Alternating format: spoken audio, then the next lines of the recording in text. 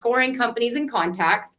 So scoring, it's interesting because I don't always think of scoring when I think about automation, but it's really a great automation, right? It's driving a specific numeric value that is being assigned to contacts or companies based on actions they do or do not take. So that is a really powerful automation, even if we don't always think of it as one.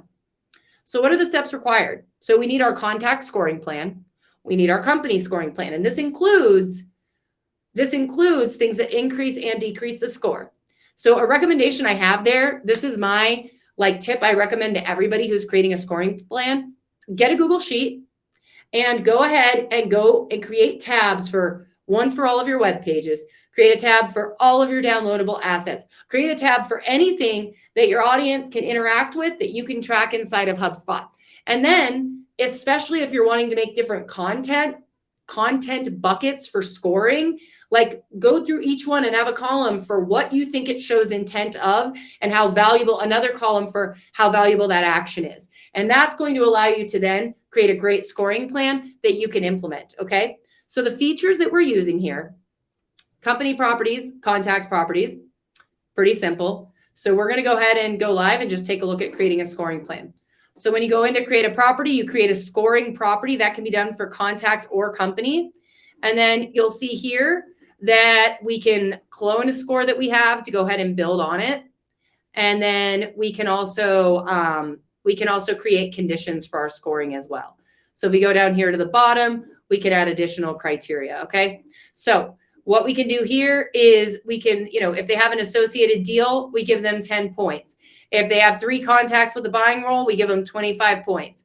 If they have at least one deal associated with an amount of over $100,000, we give them another 10 points, okay?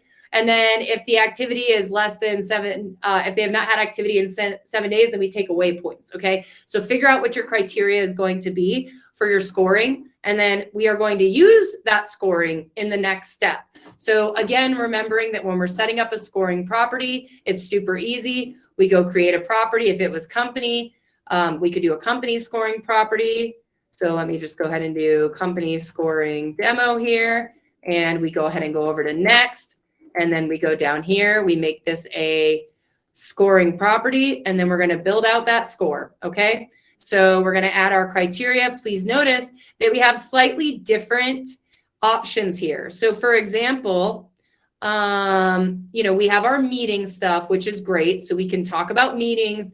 We can talk about tasks. We can talk about overall engagement and all of those things, right? So we can talk about calls. We can talk about emails. So again, even though this is a company score, we can roll up interactions that we have and we can go ahead and create our company score based on that. And we also have contact properties we can bring in. So we can also do this based on buying roles as well. So this is where we can kind of merge across the overall account. And I recommend that you do both types of scoring. And the reason is when you're scoring for a company, that can help your sales team to understand how active is this entire account. But if we have one prospect on that account, one decision maker, one influencer, one champion that has a really high score, even if that committee isn't ready to come together for that opportunity, we still need to pay attention to the fact that we have a very active person on that buying committee and start working one of our playbooks for building up that buying committee for the meeting. So having both of these is really important.